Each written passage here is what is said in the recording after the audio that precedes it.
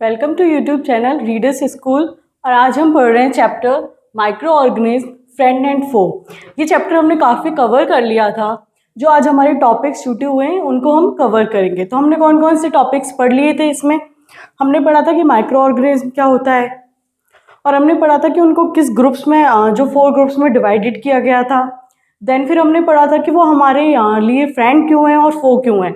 हमने फ्रेंड पढ़ा था कि वो हमारे लिए यूज़फुल कैसे हैं। तो हमारे लिए वो यूज़फुल कैसे थे, हमने पढ़ा था कि वो मेकिंग कर्ड एंड ब्रेड बना रहे थे, कॉमर्शियल यूज़ भी होते हैं उनके। और हमने फिर देखा था कि वो कैसे सॉइल की फर्टिलिटी को भी इंक्रीज करते हैं। तो आज हम पढ़ते हैं कि कैसे वो मेडिसिनल यूज़ होते हैं। तो हमारा जो 4th यूज़ था वो था हमारा medicinal use. Medicinal use it means कि ये जो माइक्रो ऑर्गेनिज्म होते हैं वो हमारे मेडिसिन के लिए कैसे हेल्पफुल होते हैं। कैसे हेल्पफुल होते हैं ये? फर्स्ट ऑफ ऑल तो फॉर फॉर्मेशन ऑफ एंटीबायोटिक्स। क्या बनाते हैं? एंटीबायोटिक्स बनाते हैं। अब हम ये देखते हैं कि एंटीबायोटिक्स होती क्या है। एंटीबायोटिक्स क्या होती हैं? ऐसी मेडिसिन होती हैं जो किसी भी डिजीज को होने से प्रिवेंट करती हैं वो, ठीक है ना। यानी कि medicine that are taken for the prevention of specific disease. What is antibiotics? Medicine that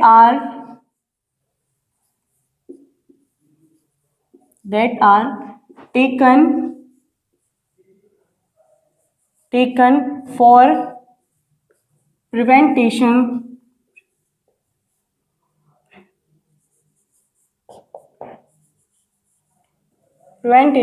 of specific disease।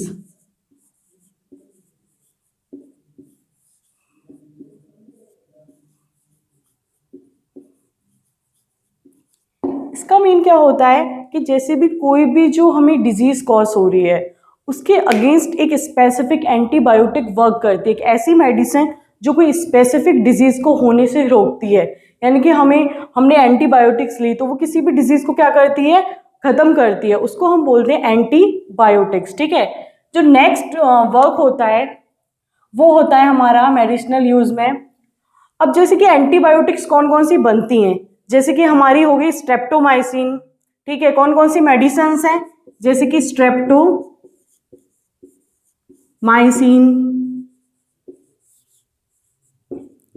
टेट्रामाइसाइक्लिक,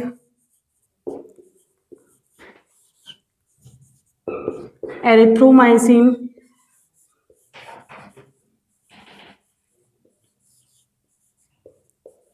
are the, ये कैसी हैं? आर द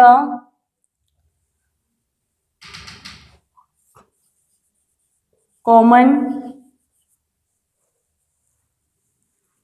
एंटीबायोटिक्स या medicine made from fungi made from fungi and bacteria. ये कुछ हमारी common जो antibiotics होती हैं वो हैं, जैसे कि हमारी हुई टेट्रासाइक्लिन, ठीक है, टेट्रासाइक्लिन, हमारी एरिथ्रोमाइसिन, स्ट्रेप्टोमाइसिन। कुछ कॉमन एंटीबायोटिक्स हैं जो किससे मिलके बनती हैं, जो हमारी बनाई जाती हैं माइक्रो ऑर्गेनिज्म जैसे कि फंगाई और बैक्टीरिया से, ठीक है ना। इसको बनाने के लिए भी यूजफुल होता है मेडिसिन, एंटीबायोटिक्स बनाना है। और हमारा क्यों यूज होता है, नेक्स्ट पॉइंट देखते हैं हम। ये वैक्सीन बनाने के लिए भी यूजफुल होता है, for the formation of vaccine.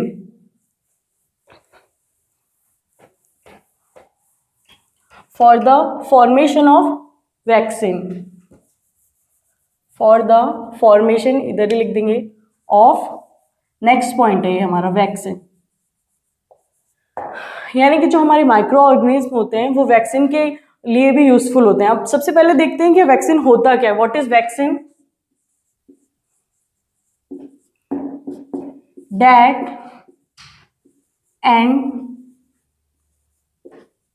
weak microorganisms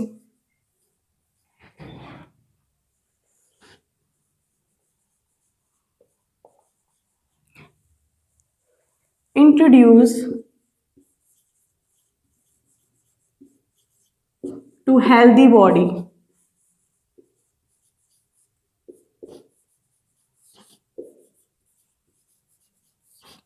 इसमें क्या होता है कि कुछ डेड और वीक माइक्रो ऑर्गेनिज्म होते हैं जो किसी हेल्दी बॉडी में इंट्रोड्यूस करवाए जाते हैं। कैसे? जैसे मान लो कि ये एक ह्यूमन है, ठीक है। अब किसी जैसे कि कोई वैक्सीन है, ठीक है, किसी डिजीज को, मतलब ऐसा माइक्रो ऑर्गेनिज्म है जो कोई डिजीज कॉज करता है, ठीक है ना। तो जो है ना, अपन का वो हम क्या लेते हैं, उसको डेड या फिर वीक माइक्रो ऑर्गेनिज्म लेते हैं जो वही डिजीज कॉज कर रहा है। ओके, तो डेड और वीक माइक्रो ऑर्गेनिज्म जो क्या करते हैं, किसी भी बॉडी को है ना नुकसान नहीं पहुंचाते, उसका कोई डैमेज नहीं होता है, क्योंकि उसके अंदर इतनी पावर ही नहीं होती उस माइक्रो ऑर्गेनिज्म के वो किसी को डिजीज कॉज करे। तो क्या होता है, जो माइक्रो ऑर्गेनिज्म होते हैं स्पेसिफिक, जो हमने वैक्सीन दी, जो उसमें माइक्रो ऑर्गेनिज्म प्रेजेंट है, यानी कि वो कैसे हैं, या तो डेड होंगे या फिर वीक होंगे, ठीक है। माइक्रो ऑर्गेनिज्म जो कैसे हैं, डेड और वीक हैं, डेड एंड वीक, वो इंट्रोड्यूस करवाई जाती हैं किसी भी हेल्दी बॉडी में। अब हमारी हेल्दी में क्या हो, हमारी जो बॉडी होती है उसमें क्या होता है, इम्यून सिस्टम वर्क करता है। इम्यून सिस्टम का इट मीन्स कि हमारे अंदर एंटीबॉडीज बनती हैं। कोई भी हमें डिजीज कॉज होती है ना, तो उसकी स्पेसिफिक एंटीबॉडीज बनती हैं जो उस डिजीज से क्या करती हैं, फाइट करती हैं और उस डिजीज को खत्म करती हैं। तो क्या होगा कि कोई माइक्रो ऑर्गेनिज्म जो कोई डिजीज कॉज कर रहा है स्पेसिफिक, या तो वो डेड हो या फिर वीक होगा, उसको इंट्रोड्यूस करवाया किसी बॉडी में। बॉडी क्या करेगी, उसके अगेंस्ट एंटीबॉडीज बनाना स्टार्ट कर देगी जो डिजीज वाले माइक्रो ऑर्गेनिज्म है। ओके, उसके अगेंस्ट क्या बनाना स्टार्ट कर देगी, एंटीबॉडीज। जब वो एंटीबॉडीज बनाएंगे उसके अगेंस्ट, तो क्या होगा, कभी भी इन फ्यूचर वो जो डिजीज कॉज होगी उसके अगेंस्ट पहले से हमारे अंदर क्या एंटीबॉडीज बनी हुई है, तो जैसे वो डिजीज कॉज होगी उससे एंटीबॉडीज लड़ेंगी और वो डिजीज हमें इतना अफेक्ट ही नहीं कर पाएगी। डेट्स वाई वैक्सीन बनाई जाती है और इंट्रोड्यूस करवाई जाती है किसी हेल्दी बॉडी में। तो यहाँ पे हमारा क्या खत्म होता है कि जो मेडिसिनल यूज होता है वो किस किस टाइप से होता है। अब हमने देखा कि जो माइक्रो ऑर्गेनिज्म है वो हमारे यूजफुल कैसे हैं। अब हम देखते हैं कि वो हमें हार्म कैसे पहुंचाते हैं। ओके, हाँ, हार्मफुल माइक्रो ऑर्गेनिज्म।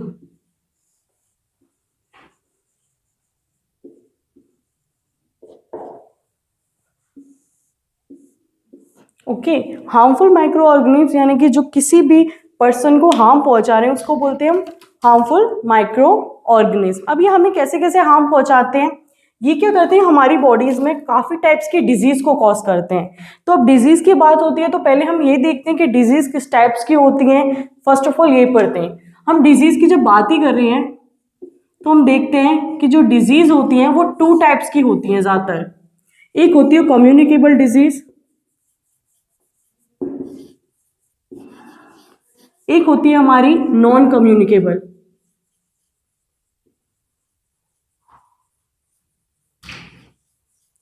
अब जो कम्युनिकेबल डिजीज होती हैं ऐसी डिजीज होती हैं जो क्या है, कोई भी माइक्रोब्स क्या कर रहा है हमारी बॉडी में, मतलब डिजीज कॉज कर रहा है और वो स्प्रेड हो रही है एक इन्फेक्टेड पर्सन से हेल्दी पर्सन में, उसको हम बोलते हैं कम्युनिकेबल डिजीज। यानी कि अब इसको वन बाय वन करके हम देखते हैं, ओके, कि कौन सी कम्युनिकेबल डिजीज होती हैं और कौन सी नॉन कम्युनिकेबल डिजीज होती है। तो फर्स्ट बात करते हैं हम कम्युनिकेबल डिजीज की। Communicable disease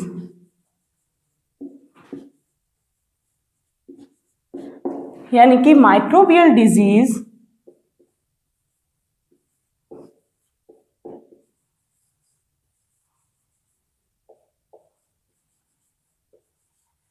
that can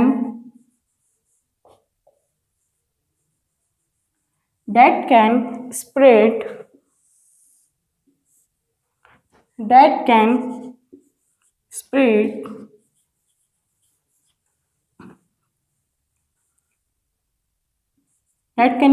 infected person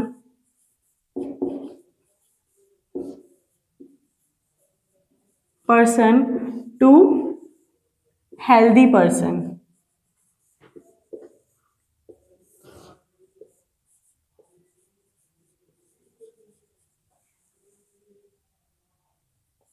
through water,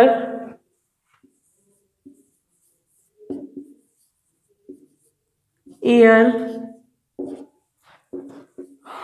food, water, air, food, and physical contact.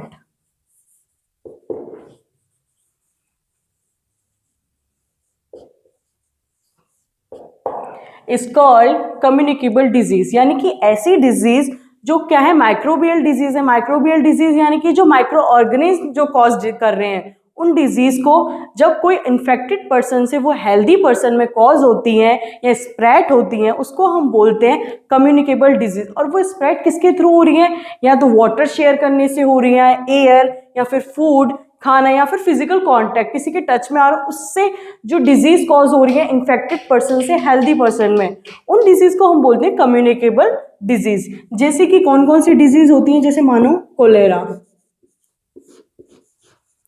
Cholera हुआ, या फिर जो हमारी कोल्ड होता है, कॉमन कोल्ड। ये वो डिजीज होती हैं जो इन्फेक्टेड पर्सन से क्या है, हेल्दी पर्सन में स्प्रेड इजीली हो जाती है।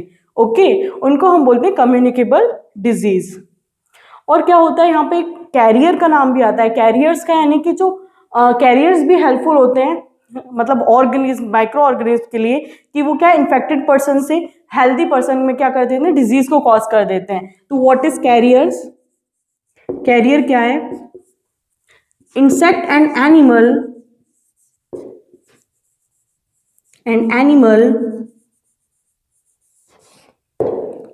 that carries and transfer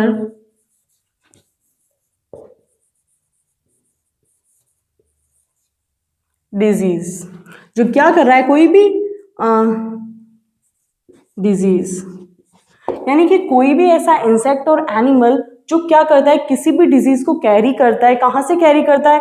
या तो इन्फेक्टेड पर्सन से हेल्दी पर्सन में, ठीक है, वो कैरी कर रहा है और ट्रांसफर कर रहा है। ओके, किसको? डिजीज को।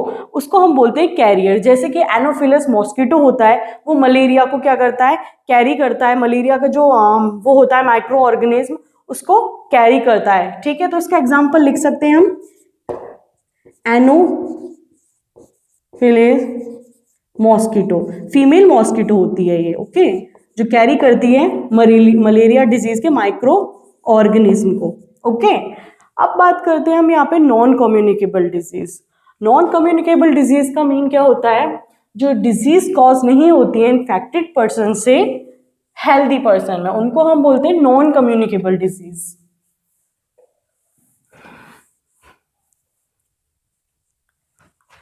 क्या बोलते हैं हम उसे? Non communicable disease. कुछ नहीं, नॉन लगा दो यहां पे,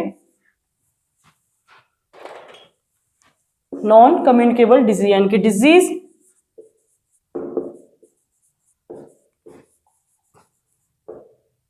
can not spread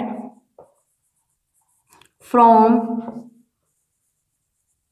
infected person to healthy person.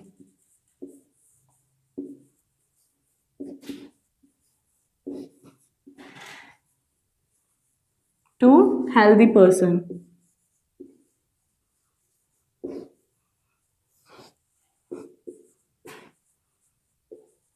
It is genetic. और वो कैसी होती हैं? जेनेटिक होती हैं। वो नहीं कॉज होती है इन्फेक्टेड पर्सन से हेल्दी पर्सन में। जैसे कि एग्जांपल ले लो, कैंसर। कैंसर क्या है? एक हमारा नॉन कम्युनिकेबल डिजीज है जो स्प्रेड नहीं होता है इन्फेक्टेड पर्सन से हेल्दी पर्सन में।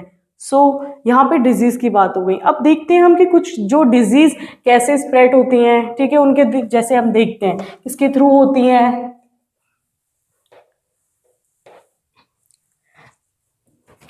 जैसे कि मान लो टीबी, ओके, मीसिल्स,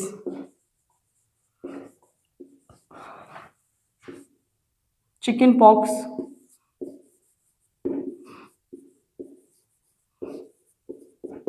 पोलियो,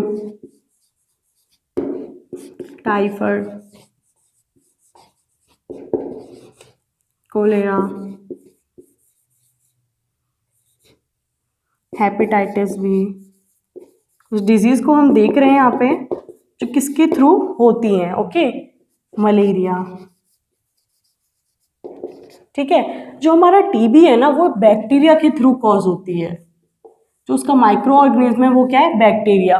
और किसके थ्रू होती है, माइक्रो ऑर्गेनिज्म तो क्या है, बैक्टीरिया, लेकिन होती किसके थ्रू है, वो एयर के थ्रू कॉज ट्रांसमिट होती है, ओके। मीसिल्स क्या है, वायरस के थ्रू होती है, ठीक है। और ये भी क्या है, हमारी एयर के थ्रू इन्फेक्टेड पर्सन से हेल्दी पर्सन, ये कुछ कम्युनिकेबल डिजीज के बारे में हम पढ़ रहे हैं, ओके। जैसे कि टीबी बैक्टीरिया माइक्रो ऑर्गेनिज्म होता है, कॉजिंग जो माइक्रो ऑर्गेनिज्म होता है, और किसके थ्रू होती है, एयर के थ्रू, इन्फेक्टेड पर्सन से हेल्दी पर्सन में हो सकती है।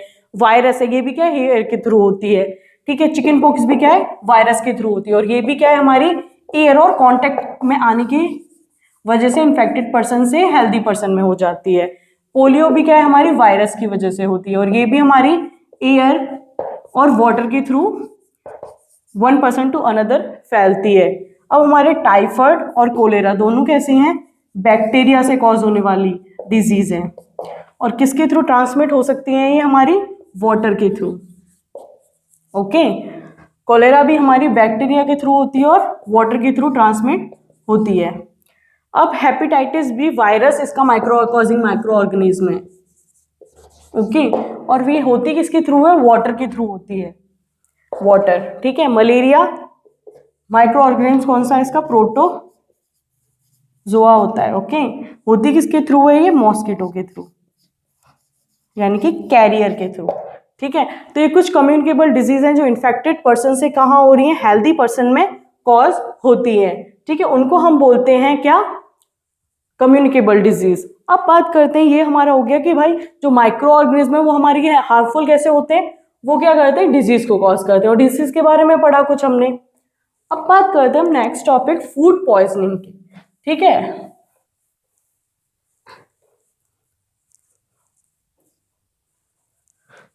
फूड पॉइजनिंग, ठीक है। अब देखते हैं कि what is food poisoning. Food poisoning क्या होता है, कंजप्शन ऑफ स्पॉइल फूड। जब कोई भी मतलब हेल्दी पर्सन क्या करता है, फूड को जो स्पॉइल यानी कि कंजप्शन ऑफ स्पॉइल फूड, यानी कोई है जो हेल्दी पर्सन होता है वो कौन सा फूड इनटेक कर लेता है, जो फूड स्पॉइल होता है, ठीक है, यानी कि जो फूड सड़ जाता है, जब कोई हेल्दी पर्सन को ईट कर लेता है तो क्या हो जाती है, हमें फूड पॉइजनिंग हो जाती है। क्यों होती है वो, क्योंकि micro organism grown on food and produce toxic substance in the food। अब क्या होता है, कुछ जो फूड होता है उसको क्या है, हम बिना ढके रख देते हैं। बिना ढके रख देते तो हमें पता है कि हमारे एनवायरनमेंट में लॉट्स ऑफ माइक्रोब्स प्रेजेंट होते हैं। डेट्स वाई क्या हो जाता है, जो माइक्रोब्स है वो फूड के ऊपर आके बैठ जाएगा और वो धीरे धीरे ग्रो करने लग जाता है। ग्रो करने लग जाता है तो वो क्या प्रोड्यूस करता है, टॉक्सिक सब्सटेंस प्रोड्यूस कर देता है फूड में। उसकी वजह से क्या होता है, टॉक्सिक सब्सटेंस जब वो प्रोड्यूस कर देता है फूड में, उसकी वजह से जो हमारा खाना है वो क्या हो जाता है, स्पॉइल हो जाता है। और उस स्पॉइल को, जो वो फूड स्पॉइल हुआ है उसको हम खा लेते हैं, या फिर काफ़ी पर्सन्स खा लेते हैं। इसलिए कहा जाता है कि बाहर का जो फूड होता है, यानी कि जो स्ट्रीट फूड होता है, स्ट्रीट फूड को कम ही हमें खाना चाहिए, क्योंकि उसकी वजह से स्ट्रीट फूड पता नहीं वो कैसे बना देते हैं, स्ट्रीट फूड को ढकते हैं, हाँ लॉट्स ऑफ माइक्रोब्स आके उसमें बैठते हैं, इसकी वजह से काफ़ी टाइम्स पे क्या होता है, फूड पॉइजनिंग कॉज हो जाता है। फूड पॉइजनिंग ये क्या है, इलनेस है एंड इवन डेथ, और कभी कभी तो इतनी ज़्यादा भयंकर हो जाती है कि क्या है, डेथ भी हो जाती है इंसान की, इवन डेथ ऑफ पर्सन। ठीक है, ये होती है हमारी क्या, फूड पॉइजनिंग। इसलिए हमें हमेशा क्या, घर का बना हुआ ढका हुआ खाना, और हो सके तो उसको 40 मिनट्स के अंदर हमें इंटेक कर लेना चाहिए।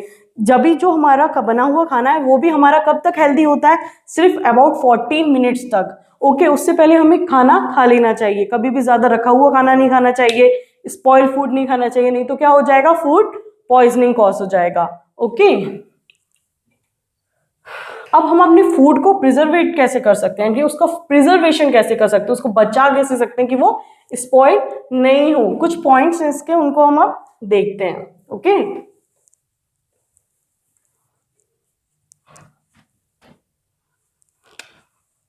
फूड प्रिजर्वेशन, फूड प्रिजर्वेशन कैसे कर सकते हैं? फर्स्ट ऑफ ऑल तो बाय हीटिंग, हम उसे गर्म कर सकते हैं।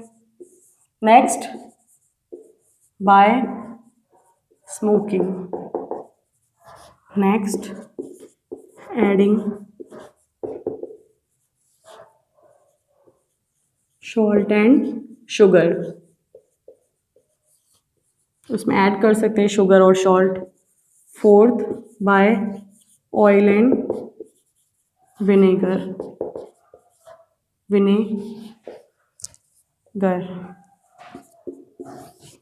फिफ्थ है हमारा ऑयल एंड विनेगर,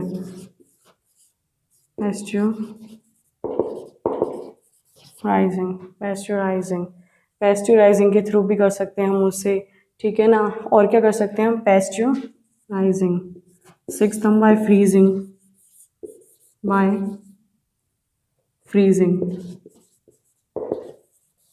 ठीक है, सेवेंथ है हमारा by storage and packing, by storage and packing. अब देखो, ये हमारे कुछ पॉइंट है जिससे क्या हमारे फूड प्रिजर्वेट कर सकते हैं, प्रिजर्वेशन कर सकते हैं, फूड का बचा के रख सकते हैं कि वो क्या, स्पॉइल ना हो। स्पॉइल ना होगा तो फूड पॉइजनिंग नहीं होगी। ठीक है, कैसे कैसे हमने खाने को, देखो फर्स्ट ऑफ ऑल तो हम बाय हीटिंग, यानी कि हम उसे गर्म करके उसका क्या है, हम स्पॉइल होने से रोक सकते हैं। बाय स्मोकिंग, यानी कि जो रोस्टिंग करते हैं ना, उसको हम बाय स्मोकिंग कहते हैं। ठीक है, बाय स्मोक, या फिर हम उसमें एडिंग सॉल्ट या शुगर कर देते हैं। आपने मम्मी को देखा होगा कि जब पिकल या फिर अचार डालती हैं वो तो हमेशा ज़्यादातर उसमें सॉल्ट डालती हैं। ठीक है, सॉल्ट डालती हैं जिसकी वजह से क्या है, वो सड़े नहीं जो हमारा अचार है। ठीक है, शुगर, मिठाइयों में शुगर डाल दी जाती है कि वो कुछ टाइम तक प्रिजर्वेट करके रख सकें हम उनको। जैसे कि अगर क्यों डाली जाती है, अगर नहीं डाली जाए तो वो इजीली स्पॉइल हो जाएगा। ओके, हम कुछ खानों में ऑयल और विनेगर डालते हैं। क्यों डालते हैं? क्योंकि उससे क्या है, ज़्यादा टाइम तक हमारा जो फूड है वो बचा रहे, स्पॉइल ना हो। जैसे कि हम अचार में भी बहुत ज़्यादा ऑयल डालते हैं, उसकी वजह से डालते हैं कि वो 1 या 3 से 4 मंथ तक इजीली चल जाए। बाय फ्रीजिंग, हम अपने खाने को क्या है, फ्रीजिंग कर देते हैं, कोल्ड टेम्परेचर में रख देते हैं, उसकी वजह से भी क्या होता है, हमारा खाना सड़ता नहीं है। पेस्चराइजिंग क्या होता है, पेस्चराइजिंग यानी कि एकदम से हाई टेम्परेचर पे उसको करना, जैसे मिल्क के लिए ज़्यादातर किया जाता है। पहले मिल्क को लाइक 70 डिग्री तक उसको क्या हीट किया जाता है, यानी कि हॉट किया जाता है, एंड देन फिर एकदम से उसे ठंडे जो कोल्ड एरिया है उसमें रख दिया जाता है, उसको हम बोलते हैं पेस्चराइजिंग। ठीक है ना, ये ज़्यादातर मिल्क के लिए ही होती है। फिर हम क्या कर सकते हैं, या फिर हम अपने जो खाना है उसको स्टोर करके रख सकते हैं या फिर पैक करके रख सकते हैं। उसकी वजह से क्या है कि जो एयर है वो क्या है, एयर पास आउट नहीं होगी। पास आउट नहीं होगी तो उसमें जो माइक्रोब्स हैं वो इजीली आ नहीं पाएंगे खाने के अंदर, या फिर जो गैसेज है O2 होगी, उससे रिएक्शन नहीं होगी, तो क्या है, हमारा खाना इजीली बहुत टाइम तक चल जाता है और हमारा जो स्पॉइल नहीं होता है। इसकी वजह से भी हम क्या करते हैं, फूड प्रिजर्वेट करते हैं। तो ये सारे हमारे पॉइंट हैं फूड प्रिजर्वेशन के।